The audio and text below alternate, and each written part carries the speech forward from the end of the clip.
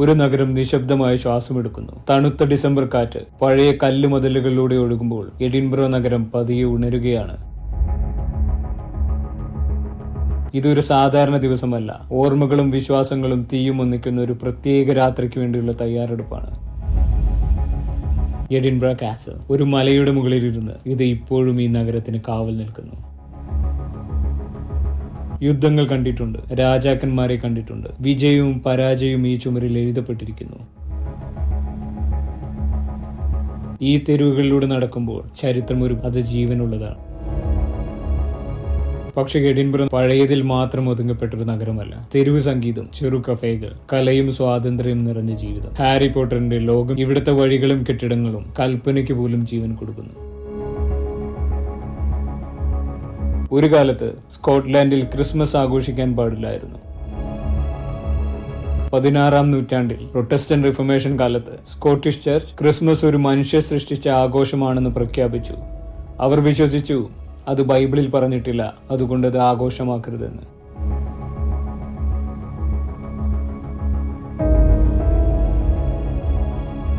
അങ്ങനെ ഡിസംബർ 25 ഒരു സാധാരണ ദിവസമായി മാറി. പക്ഷേ സന്തോഷം എപ്പോഴും മറ്റൊരു വഴി കണ്ടെത്തും. ക്രിസ്മസ് ഇല്ലാതായപ്പോൾ ആളുകൾ പുതുവത്സരത്തിലേക്ക് തിരിഞ്ഞു. അങ്ങനെ ഡിസംബർ 31 ഒരു ദിവസമല്ലാതെ ഒരു ആശയമായി മാറി. അതായിരുന്നു ഹോഗ്മനയുടെ ആരംഭം.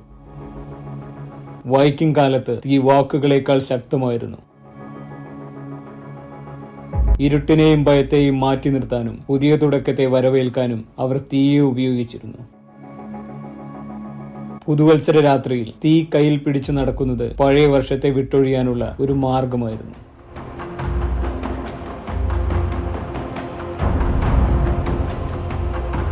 ഇന്ന് ആയിരക്കണക്കിന് ആളുകൾ ഒരേ ദിശയിലേക്ക് നടക്കുന്നു. ഓരോ ടോർച്ചും ഒരിക്കൽ നിശബ്ദമാക്കിയ സന്തോഷത്തിന്റെ ചെറിയ വെളിച്ചമാണ്.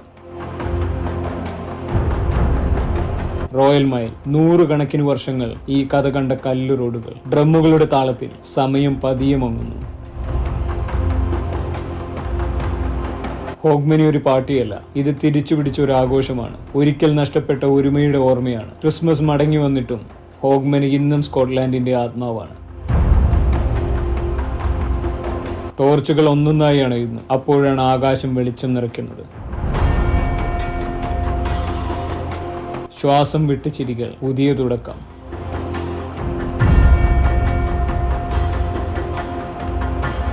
ഹോഗ്മനി ഒരു രാത്രി മാത്രമല്ല, ഇത് നിശബ്ദമാക്കിയ സന്തോഷം തീ കൊണ്ട് തിരികെ പിടിച്ച ഒരു ജനതയുടെ കഥയാണ്. ഈ നഗരത്തിൽ ഈ രാത്രിയിൽ നടക്കുമ്പോൾ ആ കഥ നിങ്ങളുടേതുമാകും.